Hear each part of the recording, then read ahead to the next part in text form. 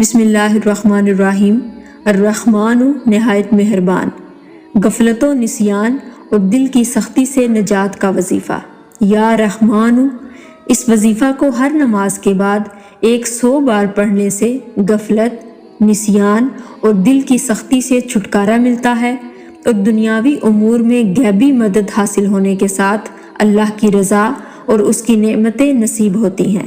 اس وظیفہ کو جمعہ کے دن نماز عصر کے بعد قبلہ رو ہو کر یا اللہ یا رحمان کے الفاظ سے غروب آفتاب تک کیا جائے تو اللہ تعالیٰ سے جو مانگا جائے وہ عطا ہوگا۔